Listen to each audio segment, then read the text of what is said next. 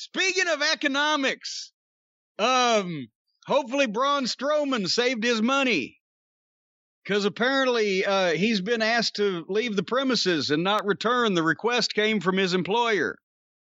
They just signed this guy, 2 years ago, when the whole AEW concept was just a twinkling in Tony Khan's eye, and the WWE was being wary and trying to keep everybody for ludicrous amounts of money. And now we find that they've seen what it is. They're no longer impressed, and they're stripping the WWE to the bone for, as you have mentioned and maintained, a potential sale to turn it into a real theme park instead of just a pretend one.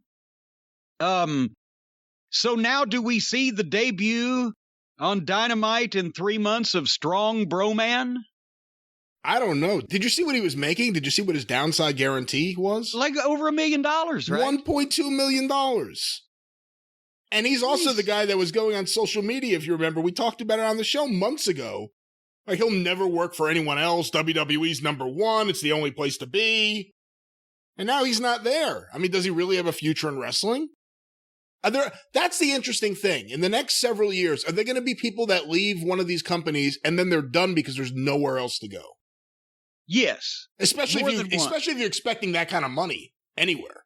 Because that's we have reached the point where some of these guys that go through the WWE system are only there, whether it be they got a big contract or probably some of them just because they wanted to get a big contract or be a big TV star, and wrestling was the incidental way to get there. And the girls have been doing it for ages. And now you're going to see guys doing, oh, this didn't work out. I guess I'll go back to, steer wrestling or whatever the fuck. Or Strowman was in the strongman business. Wasn't that one thing that he went on a dissertation about when he was in strongman? That's right, because we couldn't understand why they didn't name him Braun Strowman instead of Braun Strowman. Because they weren't just talking about his breath there, Brian. No, I mean, hey, if Tony Khan wants to give him $1.2 million a year and a tape recorder to make choo-choo noises when he starts, his running around the ring, I'm sure Vince would be happy about it. In all honesty, he's tailor-made to Vince, and we've heard, not in any specific thing, but the phrase was applied to him 1 step forward and 2 steps back, where he was always apparently doing something that Vince just said, well, that dumb fuck. Because Vince will do that every once in a while. He was like that with Vader. It just, whatever, something about a guy starts just annoying Vince, and then that's all he can think about. And every time you mention a guy's name, his eyes roll. Maybe it's not that strong with this guy, but he was always doing or saying something, maybe in his matches or whatever, but just like where Vince would give the eye roll and like, ugh. And now they're paying him over $1 million a year to have, 8-minute matches where he's not that good of a worker, and they make choo-choo noises. So I can see where he might have been on the chopping block. And now that Reigns is back, I know they gave the belt to Strowman for a while. I remember that. Don't remember all the specifics, but that guy was, he's big and he's strong and he's a giant and he's a great guy to have on the card in a high position, but he was never going to be the face of the company or the champion. And that was on Reigns' sabbatical, right? He's not that good on promos. And remember the last time we saw him, Shane McMahon was calling him stupid and dumping green paint on him. And he was out there going, well, I'm going to win this for all the people that have been called stupid. They kind of made him, emotionally or mentally a fucking 11-year-old. His promos aren't that good. He's not a smooth worker. He's the kind of guy that they could have used in the day in an Andre position, where put him against a giant every once in a while, have him be a special partner. You don't need to see him every week because he gets old. But $1.2 million as a guarantee through a pandemic when all they did was television. Holy fuck.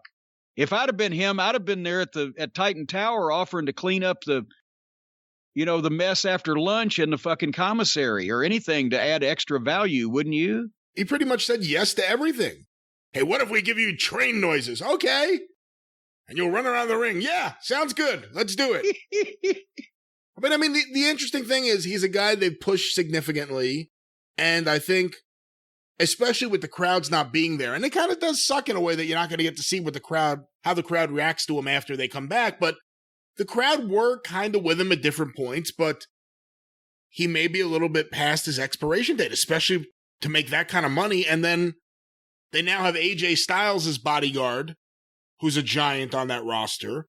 And then the other show, Apollo Crews had whatever his name was, Major Nuts or whatever the fuck that guy.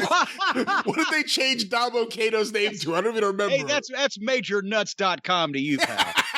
But whatever, they've Dabo Cato. So, I mean, they have now multiple guys in the range or exceeding 7 feet. But again, does this guy have a future anywhere? I mean, is he going to go to New Japan? Is he going to go to Mexico? Probably not. Will he make a lot of money on the indies? If there were indies, maybe for a time. Would AEW be interested in someone like this? And should they be? A lot of questions there. And honestly, first of all, the other guys, Strowman is bigger because he's almost as tall, and the other guys, Dabacato, MajorNuts.com, whatever, Strowman's a huge beast. He's 375 pounds or whatever. He has a different look. It's not necessarily mutually exclusive giants there. The money issue, obviously nobody's going to pay him anywhere near that, and Tony Khan's completely insane and out of his mind, which is probably a reason why he will, if he does it. Obviously there's a lot of room to negotiate between $1.2 million a year and I'm just not going to do this anymore. If he could get half of that from anybody and only have to work once a week on TV or whatever, that's still a fucking plum assignment for a guy in that position.